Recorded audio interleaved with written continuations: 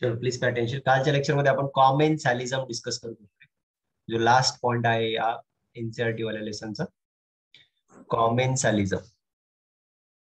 आणि कॉमेन्सॅलिझम मध्ये आपण असं डिस्कशन केलं की जर सपोज एक जो आहे मेंबर त्याला बेनिफिट होत असेल आणि दुसरा न्यूट्रल असेल तर त्याला आपण कॉमेन्सॅलिझम. ठीक आहे, एक जो मेंबर आहे तो न्यूट्रल असेल आणि दुसरा मेंबर त्याला बेनिफिट होत असेल तर त्याला कॉमेन्सॅलिझम म्हणतो. आणि याचा पहिला एक्झाम्पल घेतला आपण इपिफायटिक प्लांट ऑर्किड, बरोबर. ऑर्किड जी आहे ती मँगोच्या प्लांटवर ग्रो होते, तर मँगोच्या प्लांटचा ते फक्त सपोर्ट घेते, म्हणून मँगोची प्लांट जी आहे ती न्यूट्रल आहे, ऑर्किडला बेनिफिट होतं. तर हे वाला जे असोसिएशन आहे हे इपिफायटिक असोसिएशन आहे, हे कॉमेन्सॅलिझम आहे. ठीक आहे. दुसरं एक्झाम्पल मी तुम्हाला सांगितलं कॅटल इग्रेटचं. कॅटल इग्रेट जे असतात हे असे बर्ड्स आहेत की जिथे कॅटल असतात ना, ग्रेझिंग कॅटल जिथे असतात तिथे हे बर्ड्स त्यांच्या पायांपाशी फिरतात. ठीक आहे. मग इन्सेक्ट जे असतात त्यांच्या कॅटलच्या पायांच्या हालचालीमुळे इन्सेक्ट जे असतील ते त्या गवतांमधनं हालचाल करतील. ठीक आहे. आणि मग हे जे कॅटल इग्रेट असतात ते त्यांना खाऊन टाकतात. ठीक आहे. कॅटल इग्रेट जे असतात ते बफेलो असेल किंवा काही कॅटल्स असतील त्या कॅटल्सच्या आजूबाजूला फिरतात आणि जिथे त्यांना इन्सेक्ट खायला मिळतील ते इन्सेक्टला खातील. हे पण एक एक्झाम्पल आहे, कारण कॅटल इग्रेटला इथे बेनिफिट होईल. बफेलो जे असेल ती न्यूट्रल असेल किंवा जे कॅटल्स असतील ते न्यूट्रल असतील. ठीक आहे. तिसरं एक्झाम्पल आपल्याला लिहायचं जे आपण काल नाही लिहिलेलं ते लिहा next example, sea anemone. Sea anemone hydra सारखा असतो, बरोबर. Sea anemone has stinging tentacles. Stinging tentacles. Stinging tentacles. आणि जे सी अॅनिमल असतात ना, असे सी अॅनिमल हे हायड्रा सारखे असतील असे. सर फोर्थ एक्झाम्पल आहे ना. हा, हे पुढचं एक्झाम्पल. हे सी अॅनिमल जिथे समुद्रामध्ये जिथे ग्रो होतील ना, सपोज समुद्रामध्ये ते ग्रो होत आहेत. तर एक फिश आहे, त्या फिशचं नाव आहे क्लाउन फिश किंवा याला पफर फिश असं पण म्हणतात, क्लाउन फिश. हा जो क्लाउन फिश आहे ना, हा क्लाउन फिश दुसऱ्या फिश पासून आणि दुसऱ्या त्यांच्या प्रिडेटर पासून प्रोटेक्शन मिळावं म्हणून काय करतो क्लाउन फिश. हा जो क्लाउन फिश असतो थोडासा येलोविश कलरचा फिश असतो, त्याच्यावर पांढऱ्या कलरचे स्ट्रिप असतात. तुम्ही ते यामध्ये दाखवलंय फिगर स्टेट बोर्डच्या बुक मध्ये, ते पण बघू शकता. ठीक आहे. एनसीईआरटी मध्ये पण एक्झाम्पल दिलंय. सी अॅनेमोन जे असतात ना ते त्यांच्याकडे स्टिंगिंग टेंटॅकल्स असतात. मग हे क्लाउन फिश जे आहेत ते छोटेसे फिश आहेत आणि यांनी अडॅप्ट करून ठेवलंय स्वतःला की ते ना या स्टिंगिंग टेंटॅकल्सच्या मध्ये जाऊन राहू शकतात. ठीक आहे. स्टिंगिंग टेंटॅकल्सच्या मध्ये जाऊन ते राहू शकतात. कोणते क्लाउन फिश. मग या क्लाउन फिशला ज्यावेळेस असं वाटेल ना की प्रिडेटर त्यांना पकडण्यासाठी येतात किंवा खाण्यासाठी येतात, तेव्हा हे क्लाउन फिश जे असतात ना ते लपून जातात. कशामध्ये लपून जातात? या टेंटॅकल्स मध्ये. कोणाच्या टेंटॅकल्स मध्ये? सी अॅनिमोनच्या. सो काय लिहिलं आपण पहा, sea anemone has a stinging tentacles.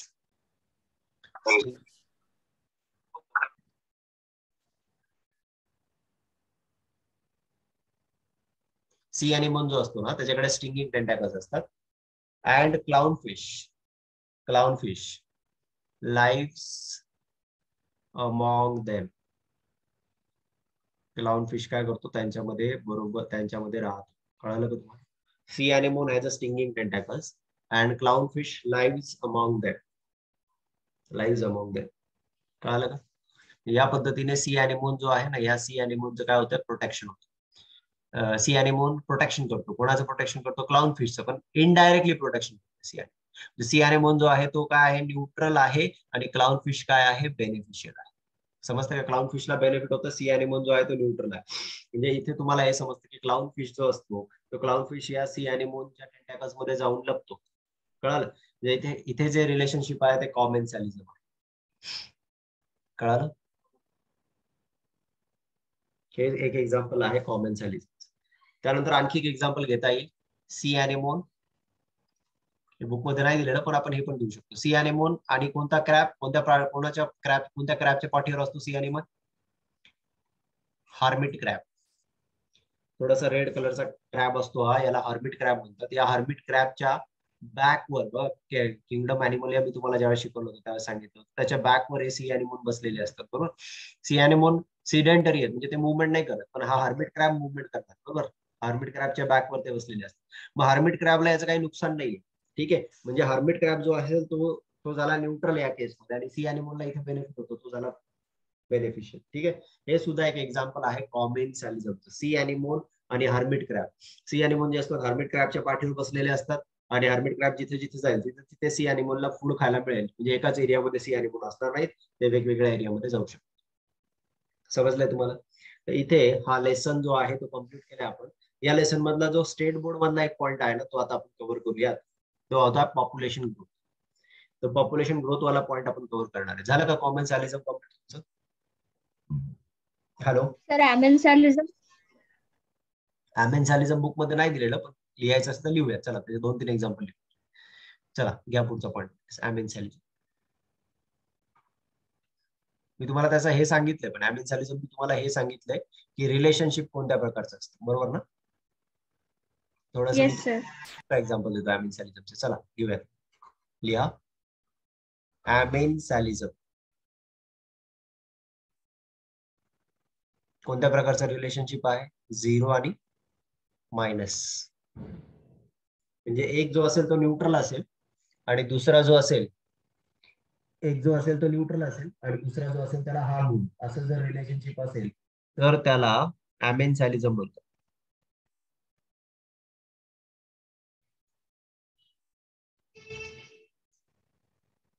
म्हणजे एका ऑर्गॅनिझमचं एक ऑर्गॅनिझम हर्ट होईल आणि दुसऱ्या ऑर्गॅनिझमला बेनिफिट. ठीक आहे, दुसरा ऑर्गॅनिझम न्यूट्रल असेल. एका ऑर्गॅनिझमला हर्ट होईल, दुसरा ऑर्गॅनिझम न्यूट्रल असेल. लिहा, ॲमेन्सॅलिझम लिहून घ्या, हा एक्स्ट्रा पॉइंट आहे. ॲमेन्सॅलिझम is the relationship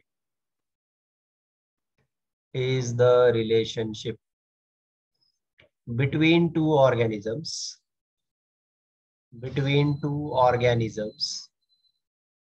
where one is neutral and one is hurt. Hurt म्हणजे कसं? नुकसान होतं. एक्झाम्पल घ्या त्याचं. Example is penicillin is produced by fungi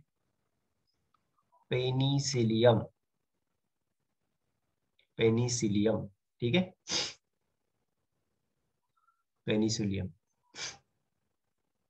This penicillin kills gram positive bacteria.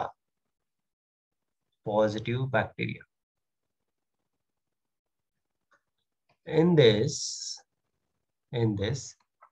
penicillin do not affect penicillium. Penicillium काय झाला? Neutral. Okay, but bacteria get काय killed. कोणता रिलेशनशिप झाला? 0 मायनस. कळालं का रे? हॅलो, कोणताही येस सर. अँटीबायोटिक कन्सिडर करा, कोणताही अँटीबायोटिकचं तुम्ही एक्झाम्पल घ्या. त्या अँटीबायोटिक जे बॅक्टेरियाला किल करतात, ते अँटीबायोटिक ज्याने बनवलेत ना त्याच्यावर इफेक्ट नाही दाखवत. ठीक आहे, मग एक प्रकारचं एक्झाम्पल आहे ॲमेन्सॅलिझम. ठीक आहे, this is one of the example of the ॲमेन्सॅलिझम.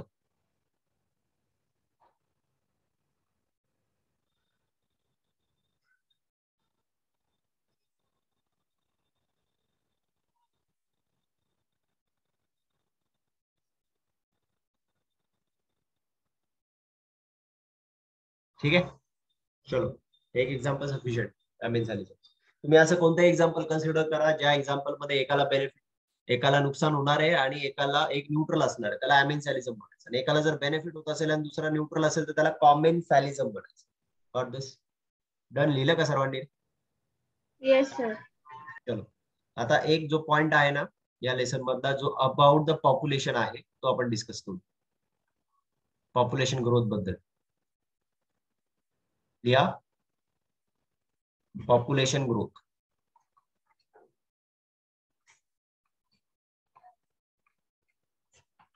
Population growth.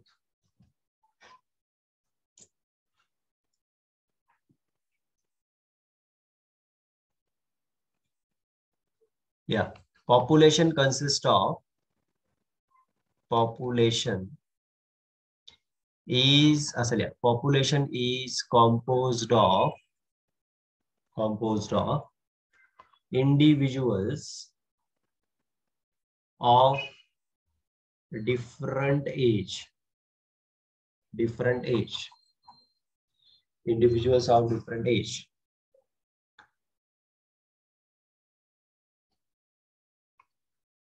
Age distribution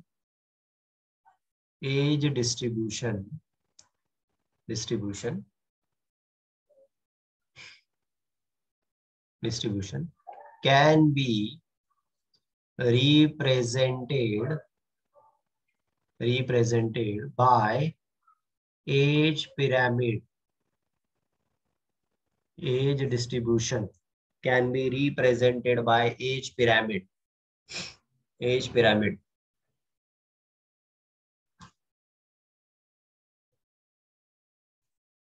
Entire population is divided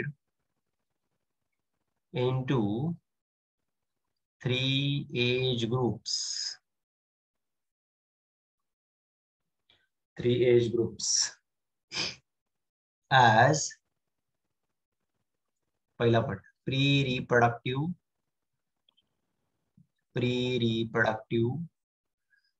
दूसरा पॉइंट लिहा pre-reproductive मध्ये लिहा 0 to 14 years. दूसरा पॉइंट लिहा reproductive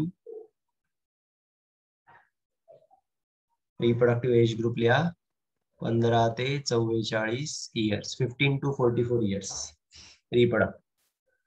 तीसरा लिहा पोस्ट रिप्रोडक्टिव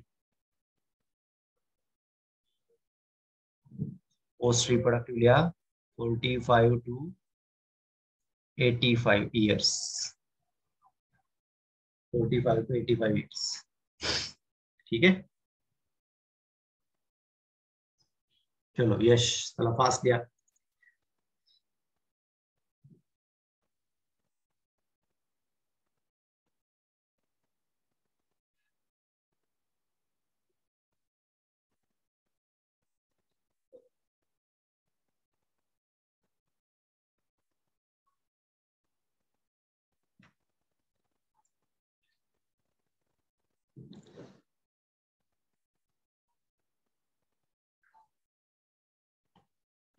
बघा आता एक मिनिट लक्ष द्या सर्वांनी लक्ष द्या, लिहून झालं असेल तुमचं.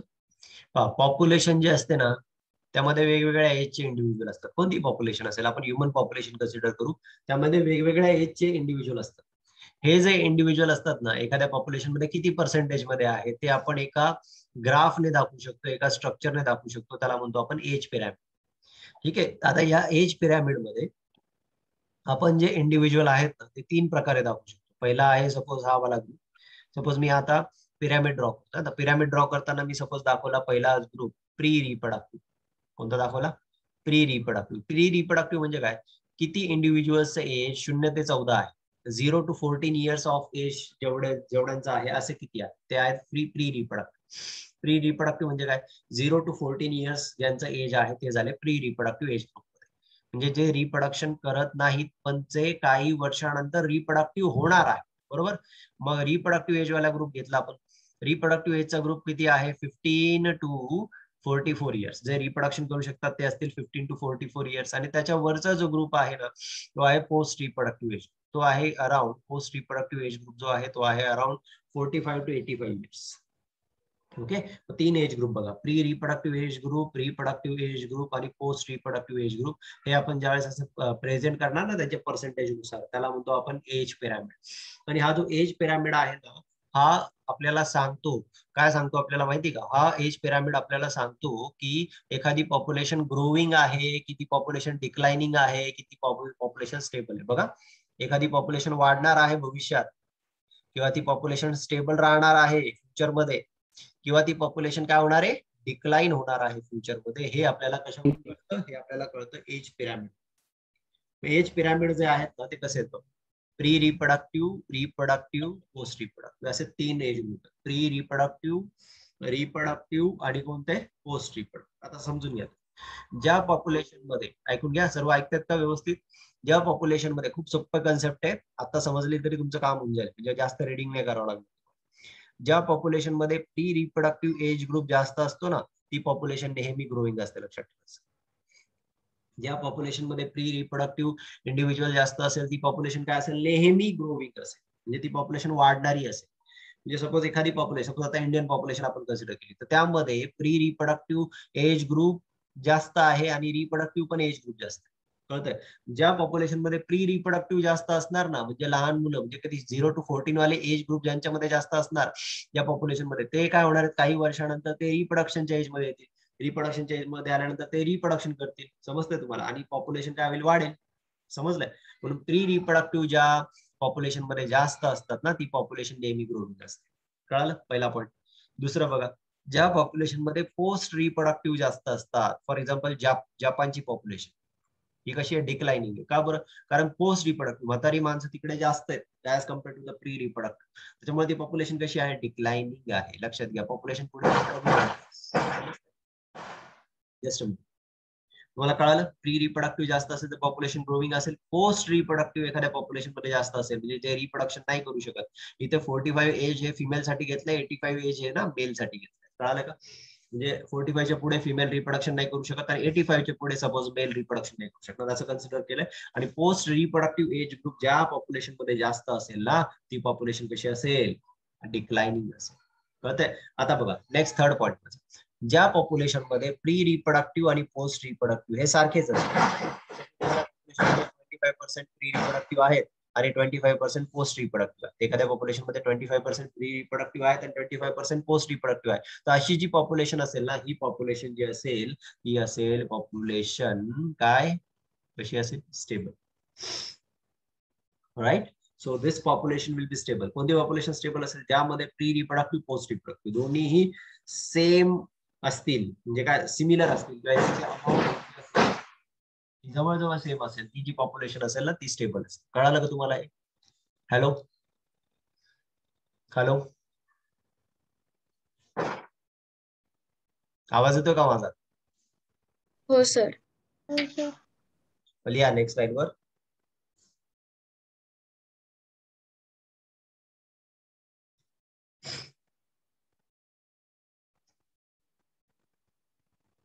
Population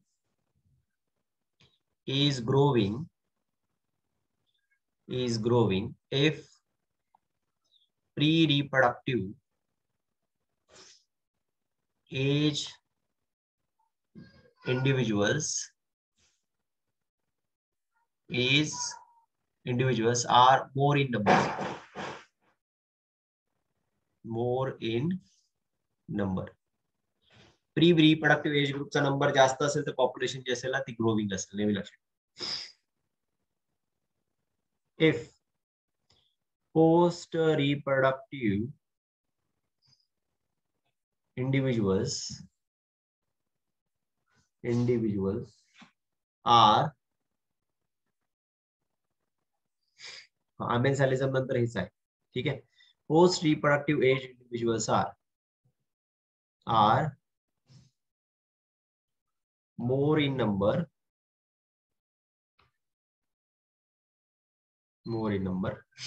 if post reproductive individuals are more in number, population decline होणार आहे, population declines. कळलं? पुढच्या लाईनवर लिहा, if pre and post reproductive individuals are similar in number then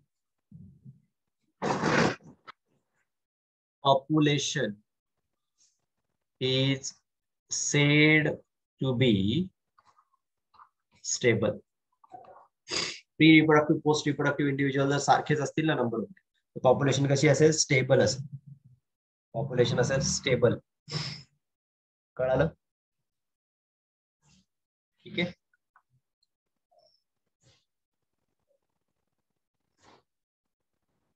stable म्हणजे झिरो ग्रोथ. कळालं? चलो आता पुढे घेऊ आपण. सर एकदा झूम इन करता. एक मिनिट.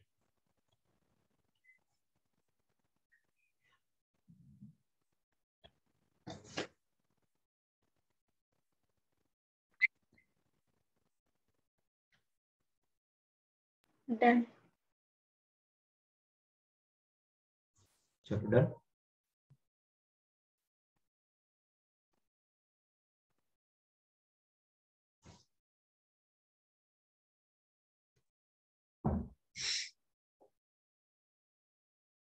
ओके. आता आपण एज ग्रुप दाखवूयात वेगवेगळ्या पॉप्युलेशन वाले कसे दिसतात. रॅपिड ग्रोथ ज्या पॉप्युलेशनची होते ना, आपण एक पिरॅमिड ड्रॉ करू. रॅपिड ग्रोथ कशी होईल पॉप्युलेशन.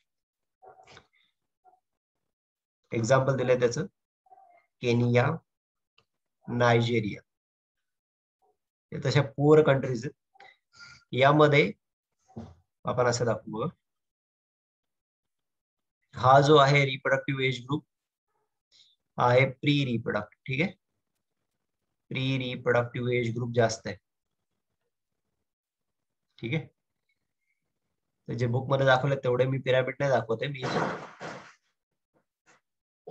हे रिप्रोडक्टिव्ह एज वाले इंडिव्हिज्युअल्स आहेत. आणि हा पोस्ट रिप्रोडक्टिव्ह आहे. मी तीनच दाखवले. ठीक आहे, म्हणजे इथे बघा, या पॉप्युलेशन मध्ये प्री रिप्रोडक्टिव्ह एज ग्रुप जास्त आहे ना, मग पॉप्युलेशन हे जे प्री रिप्रोडक्टिव्ह असतील काही वर्षांनी रिप्रोडक्टिव्ह एज मध्ये ग्रुप मध्ये जातील आणि ते जास्त आणखी रिप्रोडक्शन. त्यामुळे अशी पॉप्युलेशन जी असेल ना ती रॅपिड ग्रोथ दाखवते. ठीक आहे, अशी पॉप्युलेशन जी असेल ती रॅपिड ग्रोथ दाखवते. पुढे बघा, दुसरा काढतो मी, ज्या पॉप्युलेशन मध्ये स्लो ग्रोथ आहे. दुसरा काढूयात आपण स्लो ग्रोथ.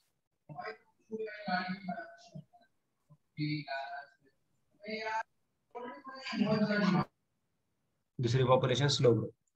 स्लो ग्रोथ वाली जी पॉप्युलेशन असेल ना, त्यामध्ये पोस्ट रिप्रोडक्टिव्ह जे असतील ना, सॉरी प्री रिप्रोडक्टिव्ह जे असतील ना, हे आपण काढूयात प्री रिप्रोडक्टिव्ह. हे इथे आपण दाखवू रिप्रोडक्टिव्ह. ठीक आहे, आणि प्री रिप्रोडक्टिव्ह आणि पोस्ट रिप्रोडक्टिव्ह यांची संख्या जवळजवळ सारखीच असते. जवळजवळ यांची संख्या कशी आहे, थोडीशी पोस्ट रिप्रोडक्टिव्ह थोडंसं कमी आहे. ठीक आहे, असं कन्सिडर. प्री रिप्रोडक्टिव्ह आणि पोस्ट रिप्रोडक्टिव्ह, प्री रिप्रोडक्टिव्ह आहेत ना ते थोडेसे जास्त आहेत पॉप्युलेशन मध्ये, असं कन्सिडर करा. आता ही जी पॉप्युलेशन असेल ना, प्री रिप्रोडक्टिव्ह थोडेसे जास्त आहे. ही पॉप्युलेशन जी असेल ती ग्रोविंग असेल, स्लो ग्रोथ. ग्रोविंग असेल पण स्लो ग्रोथ असेल. ठीक आहे, ज्या पॉप्युलेशन मध्ये प्री रिप्रोडक्टिव्ह जास्त आहे ती रॅपिड ग्रोथ आहे.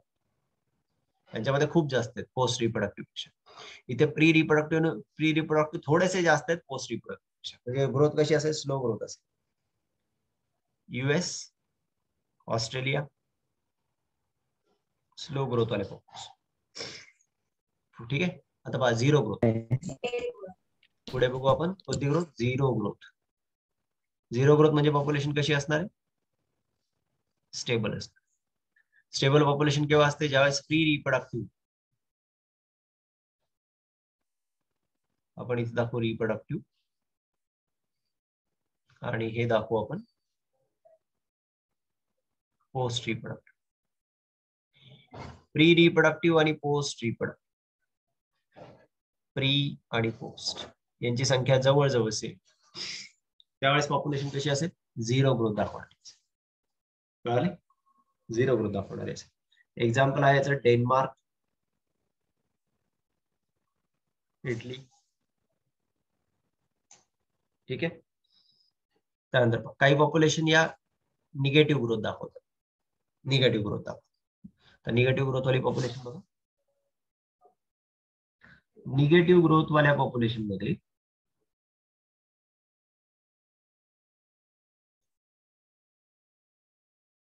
पोस्ट रिप्रोडक्टिव्हची संख्या जास्त असेल, प्री रिप्रोडक्टिव्ह, ठीक आहे, प्री रिप्रोडक्टिव्ह, थोडेसे रिप्रोडक्टिव्ह जास्त दाखवून देऊ आपण इथे, जास्त रिप्रोडक्टिव्ह. आणि याही पेक्षा जास्त कोण आहे तर ते आहेत पोस्ट रिप्रोडक्टिव्ह. पोस्ट रिप्रोडक्टिव्हची संख्या जर जास्त असेल तर पॉप्युलेशन डिक्लाइनिंग असेल. याचं एक्झाम्पल या, जर्मनी आहे, हंगेरी आहे, ठीक आहे. झालं, हे झालं पॉप्युलेशन. पॉप्युलेशनचे ग्रोथ मॉडेल आपण ऑलरेडी डिस्कस केलेले आहेत. Logistic growth model, exponential growth model. Logistic growth model जे असतं ते काय कन्सिडर करतो, ते पॉप्युलेशन मध्ये कॅरिंग कॅपॅसिटी जे आहे त्याला कन्सिडर करतं. एक्सपोनेन्शियल ग्रोथ मॉडेल मध्ये आपण कॅरिंग कॅपॅसिटी कन्सिडर करत नाही. हे सर्व आपण डिटेल मध्ये स्टडी केलेलं आहे आणि हा लेसन इथे आपण कम्प्लीट केला आहे, ठीक आहे. तर या लेसन मध्ये आपण काय काय डिस्कशन केलेलं आहे ते आपण फायनली एक मोमेंट मध्ये रिवाइज करूयात. झालं का हे सगळं तुमचं? हे झालं का? Hello sir 1 minute. बर, सर ते नेगेटिव्ह ग्रोथचं नाही कळालं. निगेटिव्ह ग्रोथ काय सांगितलं मी तुम्हाला, हे पहा. रॅपिड ग्रोथ केव्हा असेल रे, ज्यावेळेस कोणते जास्त असतील individual, pre reproductive. 0 to 14 age वाले जर इंडिव्हिज्युअल जास्त असतील ना तर ते काही वर्षांनी रिप्रोडक्टिव्हच्या एज मध्ये येतील आणि ते रिप्रोडक्शन करतील आणि त्यांची संख्या वाढेल. त्याच्यामुळे ती ग्रोथ पॉप्युलेशन रॅपिड ग्रोथ मध्ये असेल. जर एखाद्या पॉप्युलेशन मध्ये प्री रिप्रोडक्टिव्ह पोस्ट रिप्रोडक्टिव्ह सारखेच असतील तर ती पॉप्युलेशन 0 ग्रोथ दाखवेल, कारण जेवढे पोस्ट रिप्रोडक्टिव्ह आहेत ना हे मरणार आहेत काही दिवसात. प्री रिप्रोडक्टिव्ह जे असतील ते रिप्रोडक्टिव्ह एज मध्ये येतील आणि ते रिप्रोडक्शन करतील, पण त्या at the same time post reproductive die होणार आहेत. म्हणजे ही पॉप्युलेशन जी असेल, जेवढे बनतात तेवढे मरतायत, ठीक आहे. म्हणून ही पॉप्युलेशन जी असेल ती स्टेबल असेल जर पॉप्युलेशन मध्ये pre reproductive post reproductive same असतील. पॉप्युलेशन निगेटिव्ह ग्रोथ केव्हा दाखवेल, जर पॉप्युलेशन मध्ये प्री रिप्रोडक्टिव्हची संख्या कमी असेल आणि पोस्ट रिप्रोडक्टिव्हची संख्या जास्त असेल. तर पोस्ट रिप्रोडक्टिव्ह तर रिप्रोडक्शन नाही करू शकत, हे बरोबर आहे. पोस्ट रिप्रोडक्टिव्ह रिप्रोडक्शन नाही करू शकत आणि हे काही दिवसांनी डाय होणार आहेत, बरोबर का नाही. हे डाय होणार तर पॉप्युलेशन कमी होणार. प्री रिप्रोडक्टिव्हची संख्या कमी आहे, ते रिप्रोडक्टिव्ह होतील, ते काही प्रमाणात रिप्रोडक्शन करतील, पण आधी जेवढे रिप्रोडक्शन करत होती पॉप्युलेशन तेवढे ते रिप्रोडक्शन नाही करणार. म्हणजे पॉप्युलेशन काय होईल, कमी होईल. कळालं का? पॉप्युलेशन हो सर. निगेटिव्ह ग्रोथ दाखवेल, ठीक आहे. सर इंडिया कोणता ग्रोथ दाखवते? इंडिया रॅपिड ग्रोथ मध्ये सर, ठीक आहे. चलो आता प्लीज पे अटेन्शन. आपण या लेसन मध्ये काय काय स्टडी केले आता. या लेसन मध्ये सर्वात पहिले मी तुम्हाला सांगितले, एक मिनिट फक्त. सर्वात पहिले मी तुम्हाला सांगितलं distribution of the major biomes. Major biome कोणते, desert, grassland, tropical forest, temperate forest, coniferous forest, tundra region, हे सर्व काही आपण पहिले डिस्कस केलेलं, ठीक आहे. मग आपण डिस्कस केलं हॅबिटॅट म्हणजे काय आहे. मग आपण डिस्कस केलं की मेजर बायोटिक अबायोटिक फॅक्टर्स कोणते आहेत जे इफेक्ट दाखवतात. त्यामध्ये आहे टेम्परेचर, वॉटर, ठीक आहे. त्यानंतर लाईट, हे आपण कन्सिडर केलं. सॉइल, हे सर्व फॅक्टर जे असतात ते ऑर्गॅनिझमवर इफेक्ट दाखवतात. कोण कोण, लाईट असेल, टेम्परेचर असेल, सॉइल असेल, हे सर्व ऑर्गॅनिझमवर इफेक्ट दाखवतात. मग ऑर्गॅनिझमचे दोन टाईप बघितले. एक बघितलं आपण रेग्युलेटर. रेग्युलेटर म्हणजे जे त्यांच्या बॉडीचं टेम्परेचर रेग्युलेट करू शकतात, बॉडीमध्ये वॉटर बॅलन्स रेग्युलेट करू शकतात, अशा ऑर्गॅनिझम्सला आपण रेग्युलेटर म्हणतो. दुसऱ्या टाईपचे ऑर्गॅनिझम बघितले आपण कॉन्फॉर्मर्स. कॉन्फॉर्मर्स जे असतात ते असे अॅनिमल आणि प्लांट असतात, ते त्यांच्या बॉडीच्या आतमध्ये कॉन्स्टंट टेम्परेचर मेंटेन ठेवू शकत नाही, त्यांना म्हटलं आपण कॉन्फॉर्मर्स. ठीक आहे. तिसऱ्या टाईपचे ऑर्गॅनिझम आपण बघितले जे एखाद्या ठिकाणी जास्त कमी टेम्परेचर असेल खूप, तर ते जिथे जास्त टेम्परेचर आहे तिकडे मायग्रेट करतात, त्यांना म्हटलं मायग्रेटर्स. किंवा चौथ्या टाईपचे ऑर्गॅनिझम बघितले आपण सस्पेंडर्स, जे त्यांच्या ऍक्टिव्हिटी सस्पेंड करतात. यामध्ये आपण स्टडी केलं होतं एस्टिवेशन आणि हायबरनेशन. हायबरनेशन मध्ये आपण एक्झाम्पल बघितलं पोलर बेअर जे असतात किंवा जे फ्रॉग असतात, ते फ्रॉग बघा विंटर सीझन मध्ये कुठेतरी जाऊन बसतात एखाद्या एरियामध्ये. ठीक आहे, जिथे टेम्परेचर थोडंसं जास्त असेल आणि ज्या ठिकाणी ते त्यांच्या बॉडीच्या आतमध्ये जो फॅट आहे त्या फॅटचे युटिलायझेशन करतात, त्याला बोललो आपण हायबरनेशन. दुसरं मी सांगितलं तुम्हाला काही स्नेल्स असतील, काही फिश असतील, ते समर सीझन मध्ये जास्त हिट लागू नये म्हणून जिथे कमी हिट आहे अशा ठिकाणी जाऊन बसतात. ठीक आहे, आणि त्यांना बोललो आपण एस्टिवेशन. फिश आणि स्नेल्स जे असतात ते एस्टिवेशन दाखवतात आणि पोलर बेअर असतील, फ्रॉग असतील, ते हायबरनेशन दाखवतात. ठीक आहे, काही सीड जे असतील किंवा सीडच्या आतमध्ये बघा काही वेळेस डॉर्मन्सी दिसते. डॉर्मन्सी केव्हा दिसते? जोपर्यंत त्या सीडला पाणी मिळणार नाही तोपर्यंत तो सीड जो असेल स्वतःची ऍक्टिव्हिटी सस्पेंड करेल, तोपर्यंत तो त्यापासून एम्ब्रिओ डेव्हलप होणार नाही. हे सुद्धा एक प्रकारची सस्पेंडर ऍक्टिव्हिटी आहे. ठीक आहे, रेग्युलेटर, कन्फॉर्मर, मायग्रेटर, सस्पेंडर असे आपण वेगवेगळ्या टाईपचे ऑर्गॅनिझम बघितले. मग आपण अडॅप्टेशन्स बघितलं. ठीक आहे, वेगवेगळ्या टाईपचे अडॅप्टेशन्स असतात. आणि पुढे मग आपण 2 मॉडेल बघितले, logistic growth model, exponential growth model. त्यानंतर आपण पॉप्युलेशन इंटरॅक्शन स्टडी केल्या. पॉप्युलेशन इंटरॅक्शन मध्ये सर्वात बघितलं आपण पहिले इंटरस्पेसिफिक इंटरॅक्शन काय असतात, इंटरस्पेसिफिक इंटरॅक्शन काय असतात. तर त्यामध्ये आपण म्युच्युअलिझम स्टडी केलं. म्युच्युअलिझमचे सर्व एक्झाम्पल घेतले आपण. लायकेनचं एक्झाम्पल घेतलं आपण. पॉलिनेशन सुद्धा एक प्रकारचं म्युच्युअलिझमचं एक्झाम्पल आहे, ते सुद्धा आपण स्टडी केलं.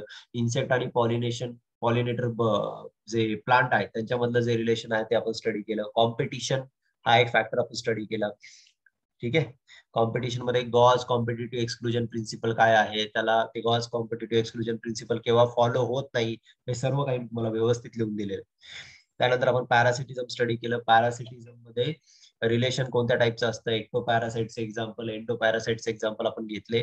त्यानंतर ब्रूड पॅरासिटिझम जे एक प्रकारचं सोशल पॅरासिटिझम आहे, जे ककू म्हणजे कोयल आणि क्रो म्हणजे कावळा यांच्यामध्ये असतं, ते ब्रूड पॅरासिटिझम सुद्धा आपण स्टडी केलं. त्यानंतर आपण प्रिडेशन बद्दल स्टडी केलं. प्रिडेशन मध्ये प्रेडेटर आणि प्रे यांचं रिलेशनशिप आपण स्टडी केलं. त्याचे एक्झाम्पल्स आपण स्टडी केले. जे एनसीईआरटी मध्ये दिलेले तेच एक्झाम्पल जे आहेत ते बोर्डच्या बुक मध्ये पण दिले, ते एक्झाम्पल आपण पूर्णपणे स्टडी केले. नंतर आपण कॉमेन्सॅलिझम स्टडी केलं आणि लास्टला आपण स्टडी केलं अमेन्सॅलिझम. आणि अमेन्सॅलिझमचं एक एक्झाम्पल घेतलं आपण, ते अँटीबायोटिक वर. Right, so all this we have studied. आणि आता आपण स्टडी केलं पॉप्युलेशन इंटरॅक्शन. फॉर दिस हे सर्व आपण स्टडी केलेलं आहे. उद्याच्या ऑनलाईन लेक्चर मध्ये आपण नेक्स्ट लेसन स्टार्ट करूयात. इकोसिस्टम जो आहे, इकोसिस्टम आणि एनर्जी फ्लो हे बोर्ड मधलं नाव आहे आणि इकोसिस्टम हे नाव आहे ते एनसीईआरटी मध्ये दिलेलं आहे. तर हा चॅप्टर जो असेल आपण तो उद्याच्या लेक्चर मध्ये डिस्कस करू.